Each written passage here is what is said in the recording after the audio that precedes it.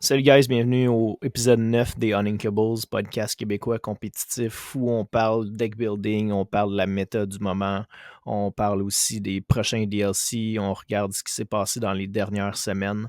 Avec nous aujourd'hui, on a comme habituellement Dan et JF. Bonsoir messieurs. Salut! What's up? Good. Passez une bonne semaine? Ouais.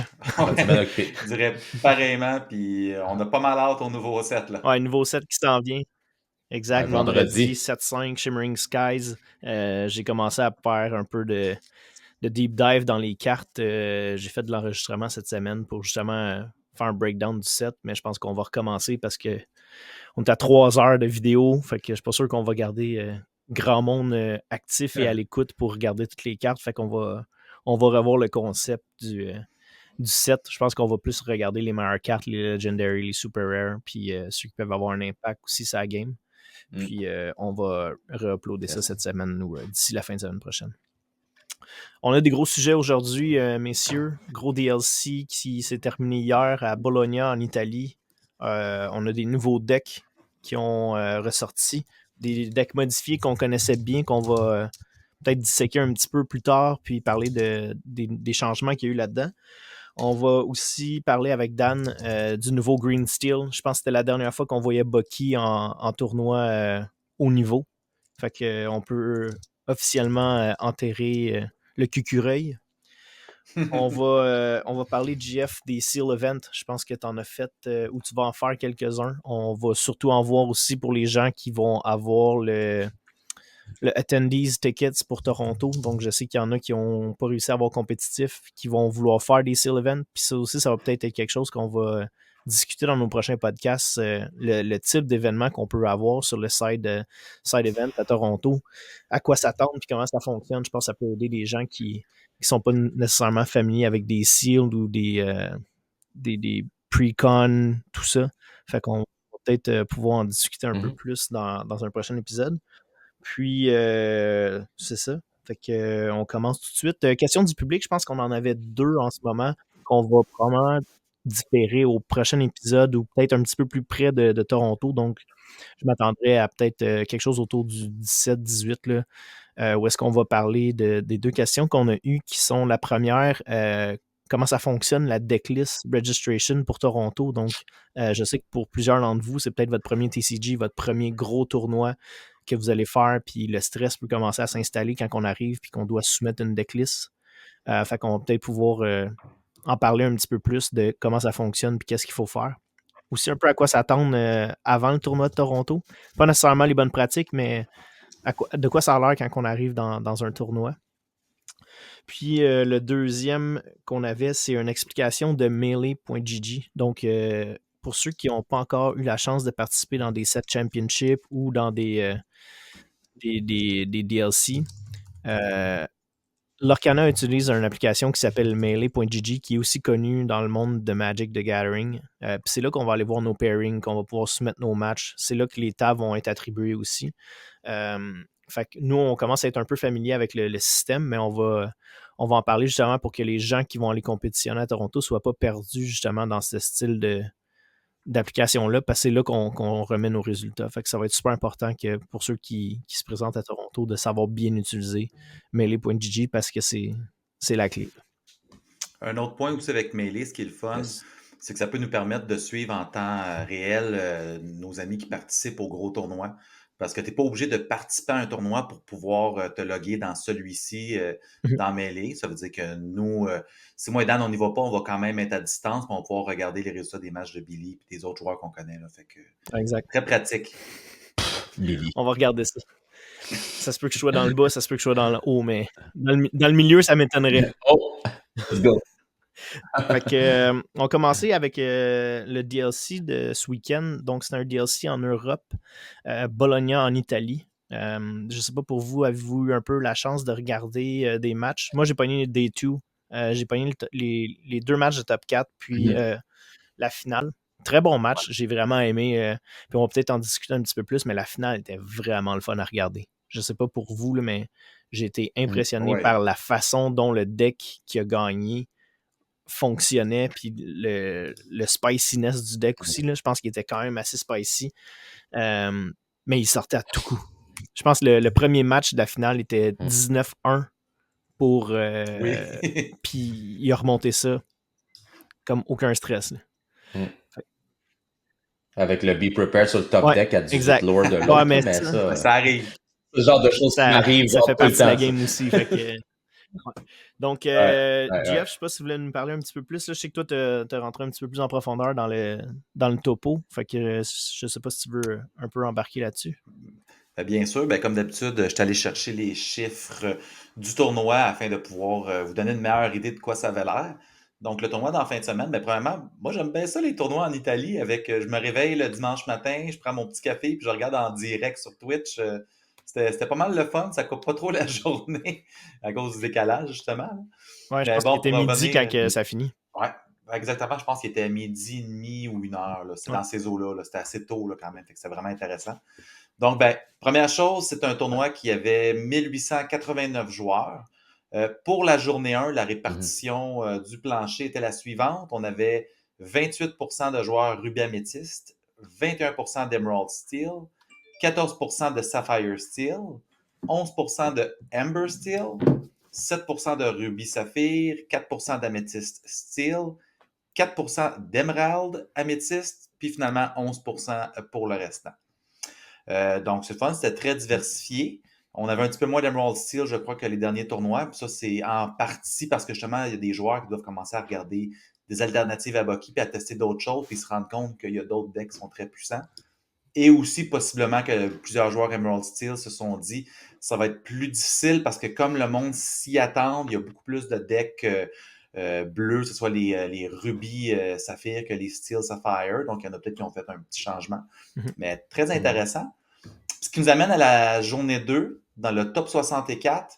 On a eu 16 Sapphire Steel, 14 Ruby Sapphire, 18 Emerald Steel, 14 Amber Steel, 8 Ruby Améthyste, 2 Emerald Améthyste, 1 Steel Améthyste et 1 Amber Emerald. Donc, encore une fois, c'était quand même assez diversifié.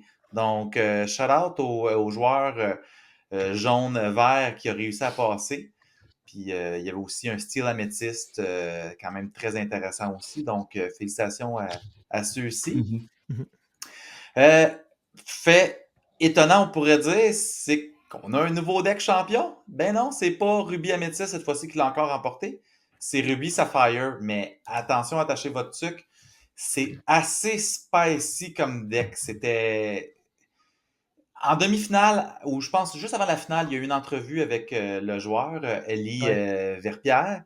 Puis il expliquait, puis il disait le meilleur draw engine du jeu, c'est Maurice Workshop. Puis la meilleure carte Sapphire, c'est The Queen.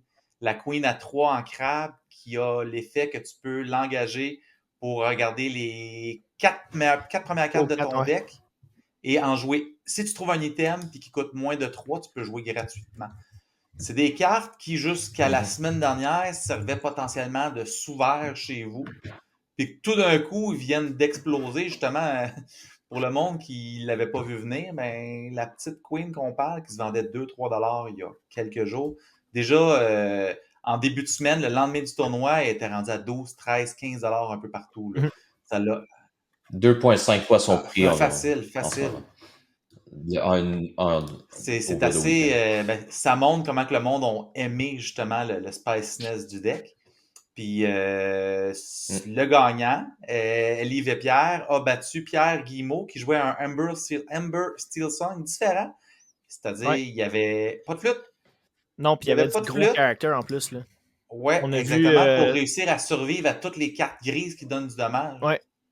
Ben, il y avait 2 Perdita qui étaient surprenantes. Je pense qu'il y a plein de monde qui l'ont pas vu venir, la Perdita, parce que tu te débarrassais d'un Smi ou d'un Piglet, puis bim, Perdita qui quest, ramène le Smi, ramène un Piglet. T'avais aussi, j'ai aimé voir la Ursula Vanessa, chanteuse 4, qui souvent le monde allait targeter soit la Ariel, soit allait targeter la petite Cendrillon.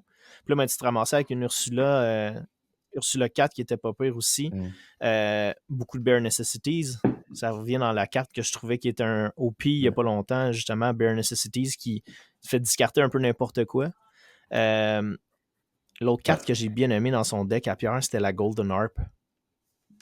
Golden Harp qui est quand même un 4 qui quest pour 2, puis si tu chantes une chanson, elle reste en vie, sinon elle débarque. Mais l'affaire qui était le fun, c'est que si tu as une Perdita sur le play, ben t'es pas obligé de chanter, tu peux quester, elle meurt, tu la ramènes, elle pue taper. Fait que il y avait quand même du stock le fun. Puis il y avait une autre carte dans son deck que j'ai aimé, ben c'est la Cinderella Stoutherden. Ouais, ça, elle était surprenante à voir sortir.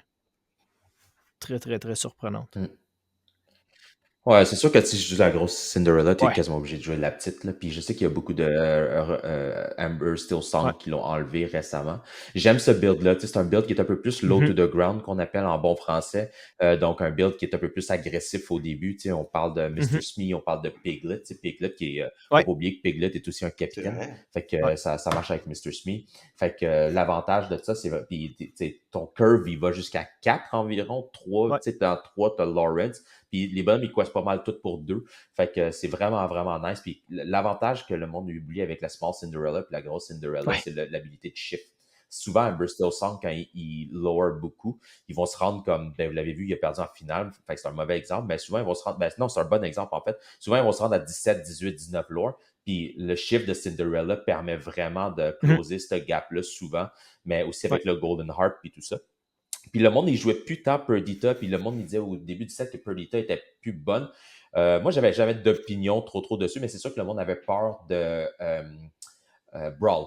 Donc, il disait, ah ben là, cette carte-là est plus jouée si tu as Brawl, puis tout ça. Mais pas nécessairement. Une bonne carte, c'est une bonne carte. Diablo, c'est une bonne carte, même que tu aies Brawl ou que tu n'aies pas Brawl. C'est juste que, c'est sûr qu'avec le 1 point de vie, le monde était, exact, il était un peu plus...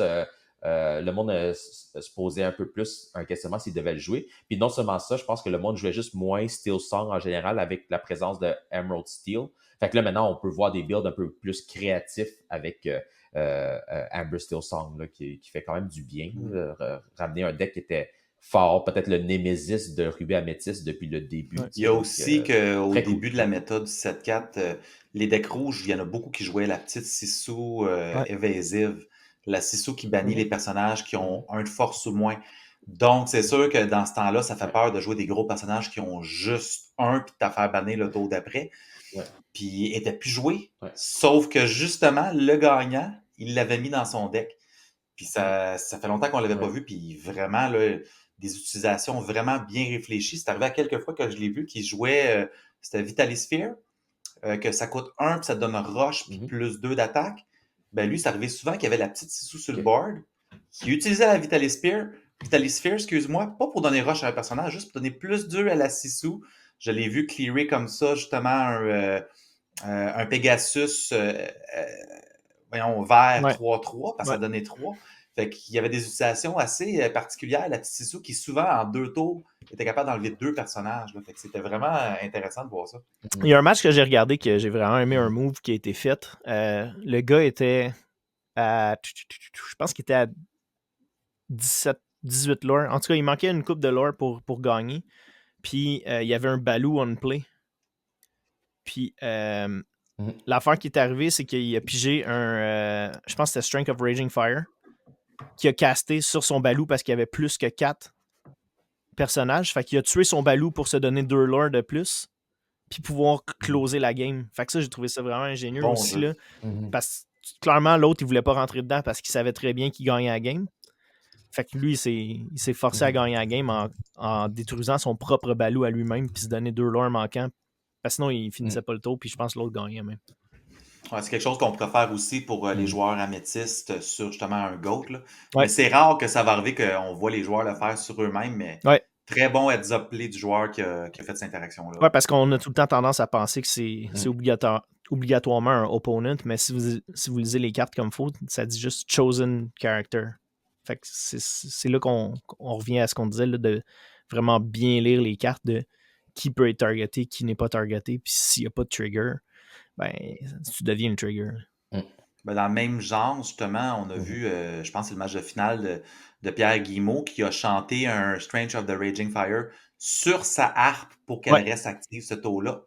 Parce que dans le fond, elle restait ready, elle avait un point de vie qui lui restait, mais il savait qu'il serait comme ça capable de quitter le tour d'après pour 2. Ah oui, mais il a fait C'est un des move. jeux intelligents, là. Il a fait un move de même aussi. Mais je pense que c'est sur ce même play-là qu'il il a chanté avec sa. Je pense que c'était avec sa harpe. Il a chanté un Strength of Raging Fire. Il s'est mis 3 de dommages. Il a joué une Rapunzel. Il a pigé 3 cartes. Puis il a réussi à aller chercher plus de lore avec ça. Fait que je pense qu'il faut arrêter de penser linéaire aussi. Il faut vraiment évaluer les jeux puis les lignes de jeu. C'est ça que je dis souvent quand, genre, les gens me demandent sur des plays qui sont faites ou quand je joue contre eux, les erreurs qu'ils ont faites. Je dis pas nécessairement d'erreurs, mais le plus qu'un joueur est expérimenté ou bon dans le jeu, il y a aussi l'aspect de déception dans le jeu. Tu sais, comme je sais que je te mets un target, que je t'oblige à remove, ou sinon tu passes ton tour puis tu fais pas grand chose sur ton tour, puis moi je capitalise là-dessus. Puis tu sais, des fois, il y a des gens qui vont oublier que ah non, lui, c'est juste un threat de 1, ben je vais rien faire, il me fait pas trop peur, puis là, boum, il devient un Cinderella Stout-Hearted. Ou tu sais, je vais mettre un Evasive Pegasus 1. C'est ça que j'ai fait la semaine dernière, je mets un Evasive Pegasus 1. Je savais que mon opponent avait un Ursula Vanessa qui pouvait chanter Zeus, right? Parce que Zeus, ça coûte 4. Puis moi, je dis, je mets le Pegasus, puis je te force à l'utiliser, puis la personne, elle décide de garder le Zeus pour un plus gros threat. Mais l'avantage que c'est pas cette personne-là, c'est que là, mon Pegasus, moi, je vais jouer parce que je sais que tu as ton Zeus. Fait que moi, mon Pegasus, pendant ce temps-là, il a fait 2, il a fait 3, il a fait 4 lore. Puis tant aussi longtemps que tu le removes pas, ben, tu as perdu, tu te retrouves avec une dead card dans les mains. Fait que des fois, c'est comme, tu sais pas ce qui va arriver dans 2-3 tours. Ouais. Tu sais ce qui arrive là, par exemple. Fait que, tu sais, je vous dis pas qu'à tous les coups, vous devez l'attaquer de cette façon-là, mais il y a un threat. Vous devez connaître aussi le jeu de la déception. Puis de faire comme, OK, ben, je te mets ce target-là. Ou le classique, quand je jouais Green Steel, c'est je te mets Ursula Chanteuse 2. Elle est tellement bonne comme carte, mais j'ai pas de chanson. Mais je vais t'obliger à utiliser ton Brawl. Puis là, moi, je veux piger avec Diablo parce que je m'en viens low on card. Fait que je priorise mon Diablo par-dessus mon Ursula qui chante 2 fois quand j'avais pas de chanson de toute façon. Fait qu'il y a un jeu de déception. Quelle carte que vous êtes prêt à perdre pour gagner la valeur ou gagner la mid-game ou la long-game. Fait que, tu sais, comme, pour ceux qui nous écoutent, là, juste essayez-le des fois, tu sais, comme, baiter votre adversaire à faire un play ou de le rendre dans une situation inconfortable. C'est ça qui va différencier d'être un bon joueur et un vraiment bon joueur.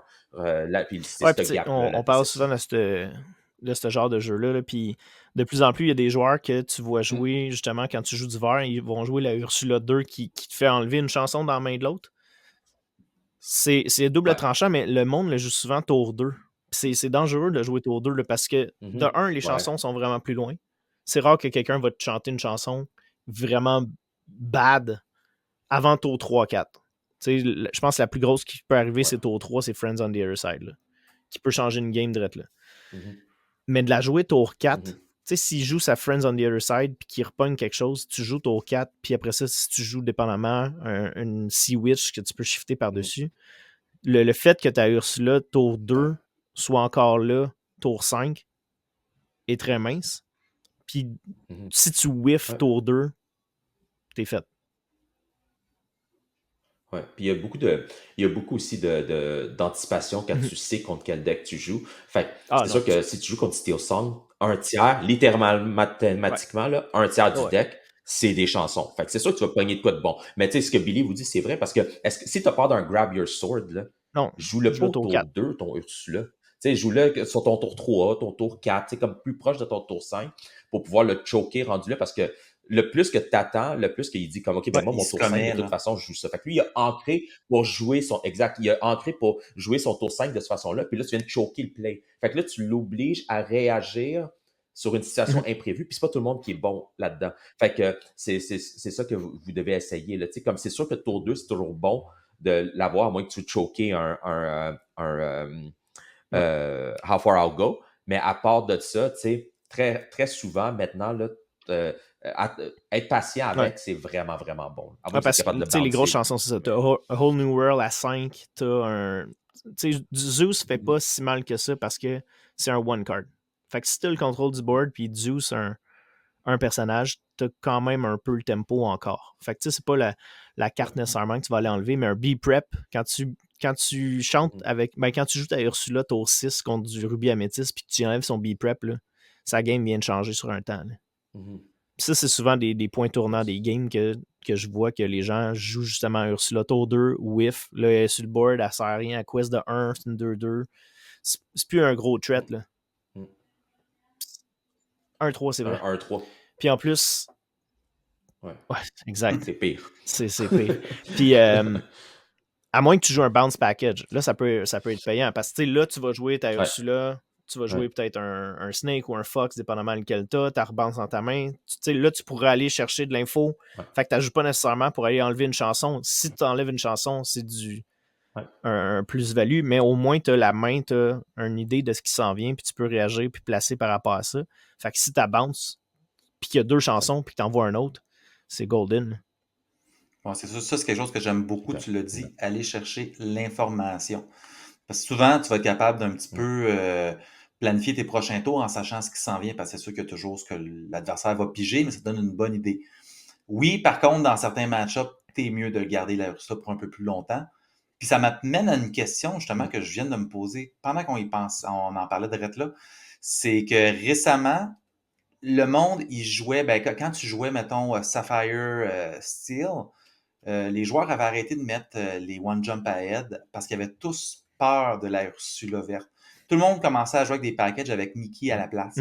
Mais maintenant que Sapphire Steel débarque le moindrement de la méta, il va y avoir moins de decks verts dans les prochaines semaines. Est-ce qu'on peut s'attendre à un retour des One Jump Ahead, tu penserais, Dan? Ben, c'est toujours une bonne carte. Il ne faut pas oublier que c'est une chanson. Fait que l'avantage, vraiment, c'est de pouvoir la jouer gratuit dans l'Arcana. Fait que l'avantage de Mickey aussi, c'est que Mickey, c'est un body. Donc, ça l'aide beaucoup dans certains match-ups. Ça résiste à Grab Your Sword. Fait que, il ne faut pas oublier que c'est un body avant tout. Puis oui, ils avaient peur de se faire enlever ça à cause de la Ursula verte. Mais sauf que la Ursula verte, c'est à se demander, il y a beaucoup de bons decks verts. Comme là, on a vert jaune. Là, on a vert mauve aussi qui va peut-être revenir. Comme si tu vois si tu te fies à la méta puis tu regardes, OK, ben rouge-bleu a gagné. Qu'est-ce qui est bon contre rouge-bleu? Sûrement un deck plus aggro comme vert mauve. Fait que, tu sais, vous ne serez jamais à l'abri de Ursula, mais faut juste jouer votre playstyle. Si tu préfères ramper avec un body, joue Mickey. Sauf que moi, je déteste Mickey en late game. Ben, il ne sert plus à grand-chose. Fait que moi, je vais jouer. Exact, moi, je joue Jump Ahead. J'aime mieux ça parce qu'en late game, moi, je fais chanter quelqu'un, je me gagne un angle sur le top. Puis, tu sais, ça fait ça. Sauf qu'il y en a qui sont très confortables avec Mickey. Puis, j'ai vu des très bons joueurs jouer Mickey. Ça dépend vraiment de votre playstyle. Mais moi, je suis un playstyle plus how far I'll go. Moi, mais tu sais, comme si on parle de quand vous construisez votre deck, puis c'est un excellent segue là, JF, à ce que je vais parler avec le deck du champion rouge-bleu. Tu sais, le monde il disait ben Ice Block, tu vois, le champion, il a gagné, fait que Ice Block, c'est bon, il en a mis 4. Oui, mais c'est autour du deck building. Si tu joues 4 Ice Block, t'es mieux de jouer la petite Sissou. Oui. Les deux vont bien ensemble. Mais tu sais, faut pas aller jouer 4 Ice Block, pas la petite Sissou puis la moyenne Sissou. Là, c'est plus du bon deck building, même si ça s'appelle Sissou, puis tu peux shifter. Même chose avec le Maui, excuse-moi, oui, le Maurice Workshop. C'est un item, coûte 3. Ben oui. C'est ça, tu vas aller jouer la reine. Parce que la reine va aller te chercher ça, tu vas pouvoir le jouer gratuit, puis même s'il est exerté, tu vas pouvoir jouer d'autres items, puis whatever. Fait que tu sais, il y a comme une synergie de deck building, puis il ne faut pas oublier que, oui, c'est un deck spicy dans l'éthique de comment le deck est fait, mais il ne faut pas oublier que à l'essence, c'est quand même un rouge-bleu, le deck, puis rouge-bleu est un deck prouvé. C'est juste que lui, il l'a joué dans sa sauce, puis il a reconnu que le draw power, c'était le plus fort, le plus avantageux. Fait que lui, il en a joué, il a joué 4 Maurice Workshop, puis l'avantage aussi, c'est que s'il joue 4 Ice Block, il va jouer un compte de 3 Sissou, la petite. Mais non seulement ça, Jeff, vu qu'il veut faire une déception, ben, il va transformer ses creatures qui ont un d'attaque comme Sissou, comme Scuttle, avec le Vitalisphere. Fait que tout ça, vous voyez qu'il y a une synergie. Comme tu disais, le play que tu as aimé, que Sissou était capable de remove des évasifs à 3, puis souvent les plus petits évasifs, ils ont toujours 3 d'HP. Mais tout ça joue une synergie parce que moi, qu'est-ce que je vais faire si je joue un Sissou qui a un d'attaque ou un Scuttle? 3 quarts du temps, je vais taper mes cartes, puis je vais dire comme il y a juste un d'attaque, il ne tuera jamais mes affaires. Mais là, je joue de la déception, je vais jouer un Vitalisphère, il monte à 3, puis finalement, peut-être que tu ne gagnes plus. Là. Fait que tout ça, une synergie ensemble quand vous regardez tout ça. Mais ça ne veut pas dire qu'il y a 4 cartes ou 4 cartes, une copie de quelque chose que vous devez jouer 4 copies de ça. S'ils n'ont pas de synergie ensemble, vous allez perdre le combat à la longue run, puis vous ne rentrez pas loin. Ça peut en fait nous amener à notre prochain sujet là, qui était le deck building. On en parlait, là, Dan, tantôt. C'est la fin de Bucky, là. Officiellement over. Fait que, on parle de Green Steel, des versions qui s'en viennent. Je sais qu'il y a bien du monde qui commence à travailler. On voit des cartes qui s'en viennent. C'est sûr que là, côté 7-4, autre que pour ceux qui s'en vont à Toronto, on passe dans une nouvelle méta dans 4 jours? Dans 4 jours, il y a une nouvelle méta qui va sortir. Est-ce qu'il y a encore Green Steel va être bon? Est-ce qu'on va voir des nouveaux decks sortir? Probablement. Mais peut-être nous parler un petit peu là, de ceux qui vont aller à Toronto. À qu'est-ce qu'on peut s'attendre de Green Steel pour le prochain DLC? Ouais, ça fait une couple de semaines que je joue Green Steel sans Bucky à mes locals, juste pour pouvoir tester contre des bons joueurs, juste comment je me débrouille. J'ai fait, je pense, deux semaines puis une journée random à 3-0 toutes les fois, juste parce que j'ai joué un build que j'étais un peu plus familier, parce que j'ai joué ce genre de Green Steel-là tout le long du 7-3. Donc, j'avais déjà une idée de comment jouer la game de Green Steel, sauf que l'avantage que j'ai mis dans ce deck-là, c'est j'ai mis les nouvelles cartes. J'ai mis comme 2 Cove, je pense, puis j'avais comme 3 Diablo, pas 4 parce qu'il est non-ancrable. Puis l'ancien Green Steel jouait beaucoup de non-ancrable comme les Prince John, puis des choses comme ça. Fait qu'il faut faire les 4 Curse Merfolk. Fait qu'il faut faire attention avec ça. Donc, moi, mon package était beaucoup plus low to the ground avec un Draw Engine en backup de Diablo. Donc, à place de faire tour 1, Diablo 1, tour 2, Bucky puis Diablo, ben mon tour, il était différent. Je jouais tour 1, Diablo, tour 2, Cove, bouge Diablo dans le Cove, chiffre le Diablo par-dessus. Fait que là, mon Diablo, il y a 3-3 sur le tour 2, chose qui n'était pas possible avant avec le Bucky build. Fait que c'est un peu différent. Ce que j'ai remarqué, mes observations, c'est que le deck il y a deux façons de le voir. Est-ce que le deck est fort puis je l'ai bien joué? Ou est-ce que le monde est simplement moins habitué? Moi, je suis très neutre au niveau du data. C'est aussi ma job dans la vie de tous les jours. Fait que je vais jamais me prononcer sur on a assez de data pour pouvoir dire de quoi. Mais oui, je suis un bon joueur. Oui, je l'ai joué beaucoup. Mais il y a aussi l'élément de la surprise parce que le monde n'était plus habitué de jouer ce genre de Green Steel-là. Fait que là, tu te faisais attaquer par des Flynn Rider tour 2 puis des Curse Merfolk qui questent assez vite. Fait que il était plus low to the ground. Puis des fois, tu mettais tes Flynn dedans. Fait que là, ils ont 3 de vie. Fait que là, tes Flynn qui coûtent 2. Puis Flynn, c'est à chaque fois que tu attaques, tu discardes une carte. Là. C'est pas genre quand il meurt. Là. Fait que le monde oublie ça. Des fois, il attaque. Là, je suis comme. Il va falloir que tu discardes. Je faisais pas mon trou de cul, là. Ouais, c'est ça, je faisais pas mon trou de cul. J'ai dit, fais attention, mais tiens, mettons, dans un gros tournoi, je suis dans tous mes droits de dire, comme, ben, t'as attaqué, discard ta carte. Puis là, tu sais, fait j'ai trouvé que c'était bon, mais le deck a vraiment, vraiment pas beaucoup de comeback. Puis la ligne de jeu est quand même assez tough de pouvoir jouer dans les nouveaux decks comme ça. Puis surtout avec la montée de Steel Song. Déjà, l'ancien Green Steel était vraiment pas fort contre Steel Song. Fait qu'avec ce nouveau build-là, c'est un peu mieux parce qu'on a le Cove, mais c'est pas tant mieux que ça. Puis la semaine dernière, un de mes chums l'a joué, puis on était au mana, puis au mana, il y avait énormément de Steel Song, puis c'était un peu plus difficile pour lui aussi. Mais ça reste un bon deck, c'est juste plus le tiers S, je pense. Mais c'est un bon solide tiers A si t'es bon à jouer avec. Mais tu sais, comme moi, je suis quand même un bon deck tweaker. Fait que, comme je suis bon à prendre la base d'un deck puis mettre des éléments spicy ou de penser sur quoi je devrais jouer autour de ça, puis les ajouter à une fondation qui est déjà établie. Je suis pas le genre qui va créer un deck à 9, disons. Exact. Mais j'ai trouvé que c'était un bon deck. Puis comme mon chum, il avait joué aussi comme 1 ou 2 semaines, je pense. Il avait fait une couple de journées à comme 3-0, puis tout ça. Puis ça avait bien été pour lui aussi. Mais de là à dire que c'est le Green Steel du Bucky, on n'est pas tant là. Puis surtout avec la montée de Steel Song, je suis pas confortable. Mais mon conseil, c'est peu importe ce que vous amenez à Toronto, il faut que vous soyez sûr de bien jouer contre Ruby Amethyst. Puis c'est mon seul conseil que j'ai donné à tout le monde. Puis le deck joue quand même bien dans Ruby Amethyst. Fait que si vous êtes curieux, je vais le mettre dans notre Discord. Puis Billy, tu vas linker notre Discord comme d'habitude, mais je vais le mettre dans mon Discord. Essayez-le. Puis regardez vos lignes de jeu, puis regardez tout ça, puis Puis, c'est quand tu même, c'était parlais quand même bien. de la représentation de Ruby Amethyst à Toronto. Je commence à être sceptique, en fait. Ouais. Puis, tu sais, c'est Ouais. peut-être un sujet pour un autre épisode plus tard à Toronto, là, mais je commence à être sceptique, en fait, Ouais. de la représentation des decks qu'on va avoir à Toronto. Surtout avec Bucky qui sort. Ça va être. C'est ça, on avait déjà parlé, là, ça va être la méta la plus courte ever. Il va y avoir un tournoi dans cette méta-là qui est pas la méta de 4, c'est pas la méta 5, c'est la 4.5. Là. Fait que ça. Un peu comme Chicago, là. C'est Atlanta ou Chicago Atlanta, le c'était le premier? premier. Atlanta, hein? Mais Atlanta, en fait, ouais, c'est parce Ok, qu'on fait n'avait comme, un pas peu comme vraiment de. Atlanta. C'est ça. Mais on n'a pas eu de ban. Exact. On n'a pas eu de ban à Ouais. Atlanta. Là, Fait que, c'est complètement différent. ça va être. J'ai hâte de voir si on va pas avoir plus de Sapphire Steel ou de.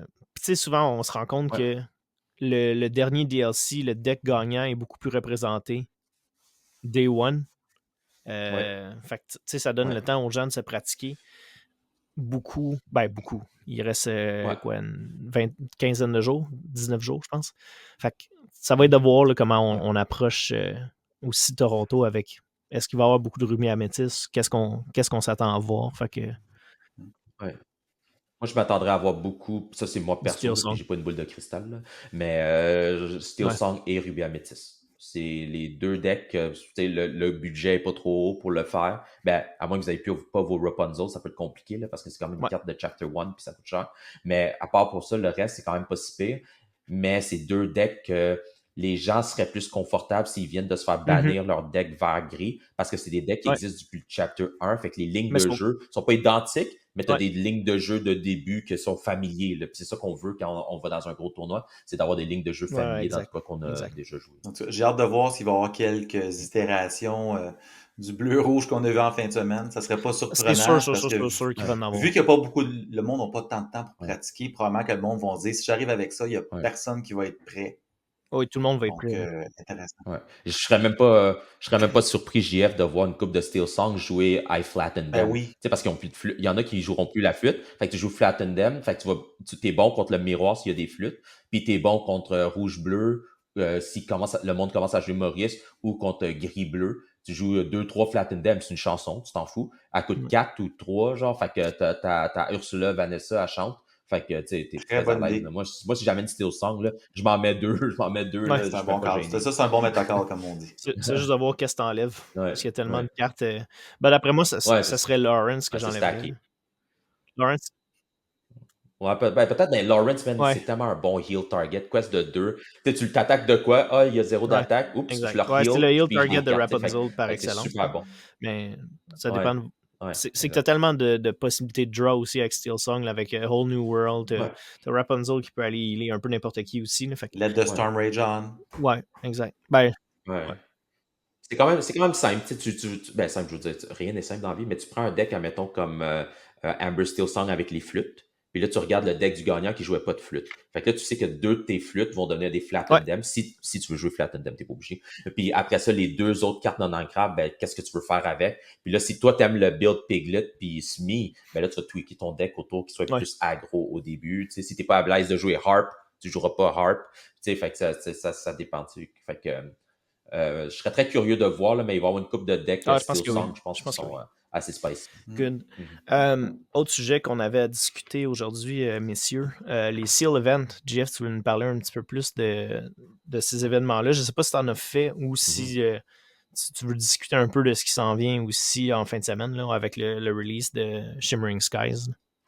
Ben, à chaque nouveau set, j'ai fait justement des sealed, parce que je trouve que c'est une très bonne façon de s'introduire aux nouvelles cartes. Puis c'est les situations où tu vas le plus jouer des cartes vanille, qu'on pourrait dire. Les cartes sont moins jouées, mais que tu regardes, ça serait le fun à jouer, mais pas assez forte pour jouer dans des decks méta. Ben là, c'est les bonnes occasions pour les jouer. Donc, c'est ça. Donc, cette petite chronique-là, ça va être pour vous donner des trucs pour bien vous préparer pour votre événement sealed. Donc, commençons. Ben, contrairement au tournoi régulier, on parle de deck de 40 cartes minimum, puis on peut mixer toutes les couleurs. Pour pouvoir faire votre deck, vous allez avoir 6 boosters que vous allez pouvoir. Ben ça, c'est la formule standard que je vous donne. Là. C'est qu'habituellement, tu vas avoir 6 boosters, donc tu vas ouvrir 72 cartes. Et tu vas prendre les 40 meilleurs là-dedans ou les 20 meilleurs puis les 20 moins pires, dépendamment si tu es chanceux ou pas dans ta pige. Alors, pour choisir quelle carte mettre dans son deck, moi, j'ai une petite technique que j'utilise puis que je vais vous expliquer. Ben, premier tri que je vais faire, c'est que je vais séparer les personnages des items action-location. Sur item action-location, je laisse les mets ensemble. Les personnages de l'autre côté. Par la suite, je vais prendre ma pile de personnages, je vais garder tous les personnages à 1 et je vais garder tous ceux qui coûtent 2 ou plus, qui ont soit une habilité spéciale sur la carte, soit qui quêtent pour 2 ou plus, soit qui ont une habilité comme évasive ou roche, puis finalement qui ont de grosses stats d'attaque ou de défense. Parce qu'il faut comprendre, c'est que dans le Sealed, ça ne sera pas des decks de combo. On n'aura probablement pas de shift target. Donc, tu veux jouer une game assez simple. Tu veux t'assurer de maximiser tes encres à chaque tour, d'être capable d'ancrer à chaque tour. Fait que tu veux jouer un tour 1, un tour 2, un tour 3, et ainsi de suite. Donc, une fois que vous avez justement sélectionné tout ça, de tous vos personnages qui ont l'air intéressants, faites la même chose pour les items, location et, et action. Puis sortez celles qui ont l'air intéressantes. Il n'y a vraiment pas beaucoup de removal dans le set numéro 4. Donc, c'est sûr que si vous avez des cartes qui vous permettent de booster vos personnages de force ou carrément d'enlever des personnages, gardez-les. Il n'y en a pas beaucoup. Il y a Glimmer contre Glimmer qui est une carte qui permet d'enlever. Mais sinon, comme tel, je ne suis même pas certain s'il y a d'autres hard removal. Ah ben, il y a You're welcome. You're welcome. You're You're welcome. welcome. Qui peut être utilisé. Mais sinon, on est quand même assez limité. Mhm. Donc, une fois que vous avez fait ça, vous mettez tout ensemble et vous regardez, vous êtes à combien de cartes. Techniquement, vous devriez être dans le coin de 45 à 50 si vous avez quand même un deck normal. Là, vous descendez le tout à 40 en essayant de vous garder une courbe la plus égale possible. Moi, ce que je vous suggère, c'est que au 1, 2, 3, essayez de vous garder 8 personnages. 4, 5, 6, vous pouvez en garder moins. Ouais. Là, je sais, Dan, que tu n'es pas nécessairement d'accord, mais le but, c'est que tu veux avoir une certitude de jouer des personnages. Au moins tour 1 et 2. Ouais, je suis pas d'accord avec ce que tu dis, Jeff, pour les personnages 1, 2, 3. Juste la façon de trier les cartes. Parce que tu l'as dit très bien, là, Oh oui. la courbe Oui, est super exactement. importante. La courbe là, est super importante. Moi, j'aime mieux trier en courbe. Je m'en fous de evasive, rush puis tout ça. Moi, mes personnages sont toujours en courbe. Les 1 Oui. sont ensemble, les 2 sont ensemble, les 3 sont ensemble. Et l'avantage de faire ça aussi, c'est que ça te permet vraiment de trier. Parce que même si des fois, tu as un personnage 2 qui est comme, je sais pas moi, evasive puis quest pour 2, je veux peut-être pas le jouer over 2 tour 1 qui est meilleur que ce tour 2-là. Fait que, tu sais, mais le Ben, reste, je c'est suis sûr 100% que tu d'accord peux avec ce faire que tu ton dis, tri comme puis tu sais, ça. prioriser les Puis, deux il y de a une autre lore. façon de faire le tri, c'est comme tu Ouais. dis, c'est de les trier par coup, 1, 2, 3, 4, 5, et ainsi de suite. Puis après ça, tu vas avec ce que je viens de dire, c'est-à-dire dans les 1, quelles sont intéressantes. J'ai combien d'un au complet? Il faut que je m'en garde à peu près 8 et tu vas comme ça. Bref, l'important, c'est Ouais. commencer par trier les cartes qui sont bonnes. Gardez-vous pas trop de personnages qui coûtent 6 ou plus parce que c'est très rare dans un seal qu'on va être capable d'ancrer plus que 6 cartes. Parce que comme il n'y a pas beaucoup de draw, on va souvent finir la courbe à 5 ou 6. Donc, si vous gardez des personnages qui coûtent 7 ou 8, vous allez rester pris dans vos mains avec, puis finalement, je vais l'ancrer. Fait qu'elle ne servait à rien. Fait que vous êtes mieux d'avoir des cartes plus safe, plus constantes. Parce que dans le fond, c'est ça. On veut maximiser les angles, comme qu'on dit. Donc, Puis, tu sais, petit détail que tu n'as pas oui, mentionné, là, quand on parle de ça, là, je regardais mes notes. on parle des 6 couleurs. Là. Fait que pour ceux qui n'ont jamais fait ça, c'est pas 2 couleurs seulement. Là, on a le droit à toutes les couleurs pour un seal event comme ça. Puis, ben, comme dans un deck régulier, je vous dirais aussi de faire attention au nombre de non ancrables. On a 40 cartes, on essaie de ne pas dépasser trop le 10, à moins qu'il y ait des cartes vraiment trop fortes ou que ce soit des cartes à 1. Des cartes à 1, c'est un petit peu moins pire parce que tu peux les jouer quand même, c'est plus facile. Mais c'est de limiter ça parce que c'est comme il n'y a pas de draw, tu es vraiment bloqué si tu te ramasses avec trop de non-ancrables dans tes mains. Fait que quelque chose à garder en tête. Puis ben, pour finir le tour, je vous dirais de vous faire du fun, c'est logique, mais les seals, c'est des événements où il y a plusieurs joueurs qui sont plus casual.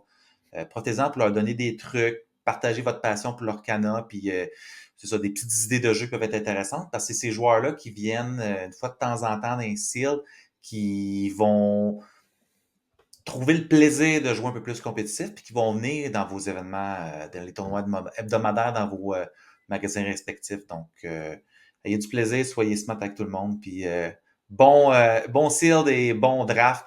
Draft, c'est un autre type, on en parlera un autre moment donné, là, mais bon sealed et bon draft pour le week-end d'ouverture de Shimmering Skies. Ouais. Ouais, j'aime la façon que tu l'as dit, le prioriser ceux qui quittent pour 2 parce que tu veux juste te rendre à 20 puis tu joues une game qui est assez simple. C'est pas nécessairement pouvoir tourner tes cartes puis te rendre à 20, mais c'est quasiment ça. Mais l'avantage aussi, c'est que après ceux qui quittent pour 2, moi j'aime aussi beaucoup prioriser entre le draw puis le removal. Puis comme tu dis, removal, tu joues ce que tu pognes, tu sais. Fait que l'avantage, c'est que regarde, surveiller pour le draw, surveiller pour le removal, que n'importe quoi qui peut faire du damage à un perso, qui peut l'enlever comme GF dit. C'est juste la seule différence entre moi et GF, c'est moi je vais le trier en les personnages en curve. Fait que tous mes 1 ensemble, mes 2, mes 3, puis tout ça. J'aime juste mieux voir la vue globale. Puis tu sais, des fois, j'ai déjà fait beaucoup de 3-0 à des sealed où est-ce que je jouais pas au-dessus d'une curve de 4. Là, tu sais, comme j'avais juste des 1, 2, 3, 4. Fait que tour 4, je joue 2 fois 2. Tour 5, je joue un 3 puis un 2. Tu sais, comme tu mets juste beaucoup de pression sur le board, vu qu'il n'y a pas beaucoup de removal, puis tu fais juste tourner. Tu sais, tu ne Non. feras pas jouer un Be Prepared. Fait que, tu sais, l'avantage, c'est, moi, j'aime beaucoup la curve, puis après ça, je regarde pour le drop. Ouais. puis le Exactement. removal, là. Mais quester pour 2, c'est très, très fort En seal. en sealed. Puis quester pour 3, là, si vous avez des personnages qui questent pour 3 qui vont jusqu'à C'est broken. une curve de 5-6 Ouais, en angle, c'est très bon. Là. Tu sais, comme une des meilleures cartes dans le sealed de la saison C'était passée, de ce chapter-là, Ouais. c'est la Sissou bleue. La Sissou bleue qui questait pour 3, c'est une 6-6, ça fait juste rien. Mais tu sais, le monde l'avait tout le temps en sealed. Puis dès que tu voyais ça, de 1, tu peux pas l'enlever. Puis de 2, elle va te quester pour 3 Ouais. facilement Le 2 petit fois dans le cochonnet quest, Pua puis très bonne améthyste. carte. Ouais, Ouais. Pua, Ben ouais. T'avais malade aussi. Pua. C'est une carte en crabe à Mon 2. boy. 2-2 qui quest pour 2, puis quand il Ouais. se fait bannir, tu le rebrasses. Tu le prends dans ta main ou tu le rebrasses dans Tu le ton deck? rebrasses Tu dans le brasses ton dans deck. ton deck. Ouais. Tu sais, La rebrasse. dans un sealed, c'est très le fun, ça. T'avais aussi Creaky à 5 qui Ouais. était surprenant là, quand il arrivait avec son 3, puis là, Ah plus ouais, 3 à ça tout le casse des monde. faces. T'es comme, OK, là, tu viens, c'est un Ouais. peu du removal là, à ce Ouais, point-là. Ben ouais. Celui-là, il était surprenant, ouais. puis je pense qu'on va le revoir dans les prochains sets, là, lui. Il risque de, En tout il cas, risque de devenir j'ai bien populaire. hâte à ce Mhm. vendredi à essayer ces combinaisons-là. Je vais être présent Yes. au seal du Boutique Awesome à Saint-Hubert. À toutes les fois, ils font des super bons événements pour les sealed. Je me trompe pas, cette année, c'est pas cette année, cette saison-ci, ils donnent un booster de plus par Par win. victoire. Ouais. Donc, c'est le fun, puis la gang est le fun aussi. Il y a beaucoup de joueurs et qu'on voit moins souvent qui viennent pour ces événements-là. Donc, c'est tout le temps le fun de prendre des nouvelles puis de jouer avec eux et elles. Moi, malheureusement, je ne vais pas participer à aucun événement. J'ai acheté mes produits, mais je ne touche pas au 7-5 avant le 26 août. Je m'assure de... Belle discipline. Ouais, Belle discipline. Ben, c'est bon parce que tu te garder focus pour Ouais. le DLC. Là. Tu fais bien. Là. Non, Tu exact. ne pas être distrait par les autres cartes puis jouer C'est ta sûr, game. je vais ouvrir mes box puis je vais acheter les cartes que j'ai besoin, mais je vais pas jouer aucun des decks puis les mettre dans un de mes decks ou commencer à faire du deck building avant le 26. Tu veux te Tu concentrer veux pas sur ce que blur tu tes as. lignes de jeu. Moi, c'est la même chose. Je vais continuer à pratiquer d'ici Toronto le deck qu'on pratique avec toi, Billy. Puis je vais me faire un petit slide deck plus, pas que ces couleurs-là, pour justement pouvoir faire les decks à GF dans quelques semaines. Là. Mais le focus va être vraiment pour l'équipe de pratiquer. Ouais, puis ça va être de deck, pratiquer aussi en prochaine 7-4 parce que justement, c'est ce que je parlais à Dan off the record tantôt. Là, tu veux pas commencer à te mêler à des gens qui jouent du 7-5 pour justement te faire jouer une carte en face puis commencer à faire du misplay parce que tu penses que tu vas avoir une. Je sais pas quelle carte qui va être genre Prince Naveen. Tu veux pas commencer à penser que Prince Naveen va arriver dans ta face puis là, t'es comme OK. Fait que pour Toronto, je veux pas. Je vais pas jouer. T'apportes un bon point, là, puis c'est un conseil qu'on peut donner aux joueurs, c'est que, tu sais, comme nous, dans notre coin, il y a beaucoup de joueurs qui vont à Toronto, fait que c'est quand même relativement facile de s'arranger. Toute une gang un soir, OK, tout le monde qui va à Toronto, on se fait un petit tournoi de pratique pour pouvoir vraiment jouer avec les bons decks. Faites la même chose dans vos coins, dans les différents magasins où que vous allez, là. Demandez c'est qui va à Toronto. Si vous n'avez pas beaucoup d'amis qui y vont, puis vous voulez pratiquer, regardez dans vos groupes. Puis sinon, vous pouvez quand même regarder aussi sur Facebook, il y a beaucoup de groupes, Lorcana Rive-Sud, Lorcana Québec, Lorcana Montréal. Ouais. Postez-le. Je cherche des joueurs pour pratiquer pour Toronto. Il y a d'autres joueurs qui ça va tenter de pratiquer. Ça va être gagnant comme situation, c'est sûr. Puis le deck que tu passes à amener, là, Billy, je l'ai joué 2 fois au cours de la dernière semaine et demie.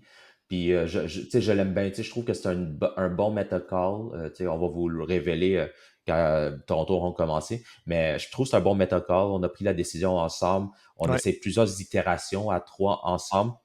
Je pense que j'avais une itération qui est quand même assez agressive. J'ai joué comme vraiment du bon match-up Amber Steel, Ruby Amethyst. J'ai gagné 2-0 les deux contre des bons joueurs quand même. Donc, ça l'a prouvé. Mais, comme je vous dis, je suis un gars de data. Puis, c'est pas assez de data encore comparé à genre 9 rounds. Mais je vais sûrement le jouer encore cette semaine. Ça va être mon plan aussi. Mais, justement, j'ai ajouté...